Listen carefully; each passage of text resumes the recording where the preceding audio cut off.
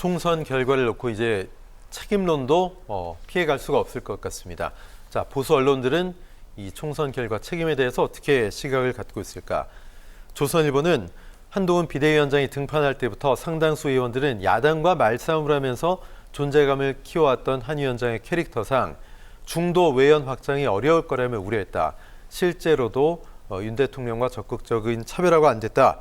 중앙일보는 한 위원장이 릴레이 셀카 등으로 스타 효과를 극대화하는 과정에서 주목도를 오히려 본인이 직접 가져가서 정작 후보에게는 도움이 안 됐다, 이런 얘기 몇 번 언급이 됐던 그런 내용들입니다.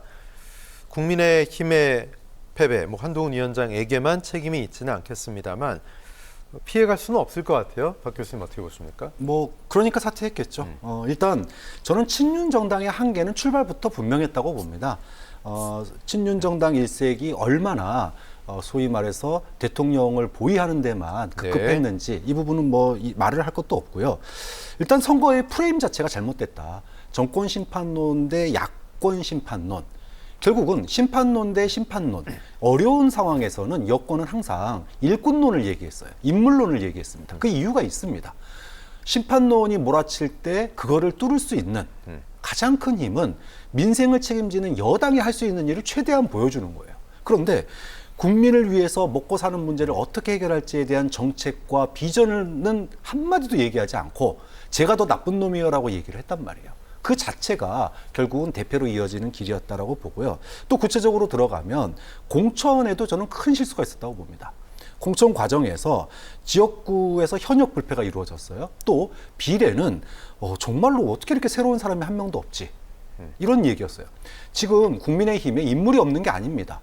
원외 대변인이 단 한 명도 이번에 공천을 못 받았어요. 이건 무슨 얘기냐? 대변인으로 뽑을 정도면은 이미지 좋고 말 잘하는 사람들입니다. 이런 훌륭한 사람들을 단 한 명도 공천 주지 않고 현역들로만 공천을 줬다. 그리고 비례는 알지도 못하는 사람들 공천 줬다.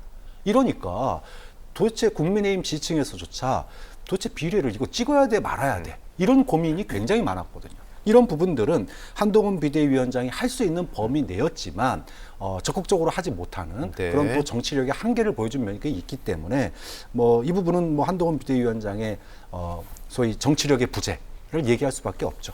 그렇다면 압승을 견인한 이재명 대표는 승리한 걸까? 그래서 민주당이 압승했고 이재명 대표가 본인 지역구 개항을 해서 이겼지만 승리라고 할 수 있을까? 좀 파헤쳐봐야 될 것 같습니다. 민주당 상당수 지역구 선거가 압도적 승리가 아닌 가까스로 신승했다는 점, 또 서울이 좀 민주당 입장에선 뼈아픈데요. 지난 4년 전보다 더 많은 곳에서 지난 4년 전에 41석 민주당이, 미래통합당이 8석이었는데 이번이 서울이 민주당이 37, 국민의힘이 11석, 3석이 더 국민의힘이 가져왔습니다. 이 부분에 대한 고민도 있는 것 같아요. 김대현 평론 어떻게 보십니까? 사실은 이재명 당대표가 승리한 곳은 계양을 지역에서 승리를 한 거죠.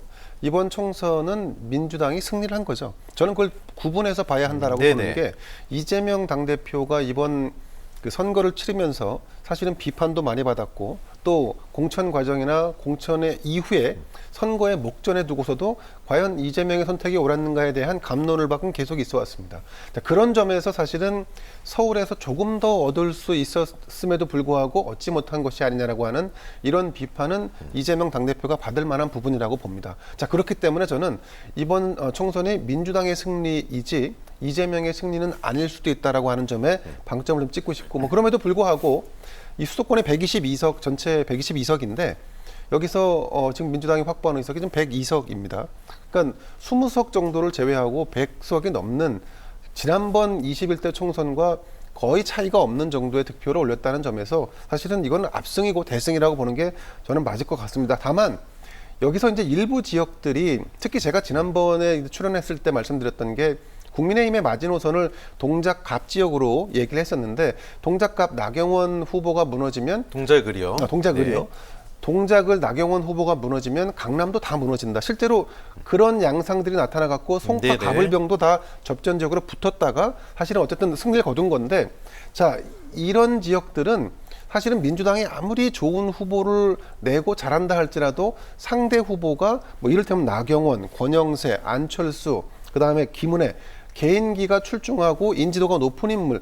그러니까 이들은 개인기 정도로도 사실은 이번 선거를 뚫을 수 있는 그런 역량을 가지고 있는데 그에 반한 상대 후보들은 민주당에서 낸 후보들은 사실은 또 상당히 좀 약체였다 이런 점을 뭐 평가할 수 있을 것 같고 사실 이재명의 숙제, 이재명 당대표의 숙제는 여기서 한 발 더 나가서 이제는 힘 있는 그야말로 실권을 장악한 제1야당의 대표, 제1야당의 당수가 됐는데 경제와 민생을 살릴 수 있는 과연 책임 정치를 만들어낼 수 있을지에 네. 대한 그 답을 이제는 제시해야 되고 그 비판을, 그 점을 국민들이 굉장히 비판적인 어떤 시각에서 바라볼 거라고 보고 또 한 가지는 총선이 끝났으니까 뒷수습, 뒤처리를 해야죠. 네네. 이를테면 안산에 출마한 이 양문석 후보 같은 경우 지금 이제 뭐 검찰 수사, 경찰 수사도 받는다는 거 아니겠습니까? 논란이 됐던 부분에 대해서 수습하고 뒤처리하는 것도 이재명 당대표의 일로 남아있고 그리고 이제 최종적으로는 여전히 남아있는 본인에 대한 사법 리스크를 어떻게 정리하고 혹은 어떻게 극복하냐에 따라서 본인의 향후 당권 혹은 대권 과도의 어떤 변화 뭐 아니면 더 많은 에너지를 축적할 수 있는 어떤 계기 이런 것이 되지 않을까라고 기대를 해봅니다. 네, 민주당의 압승 속에 이변의 지역구 화제의 당선인도 이목이 모이고 있죠.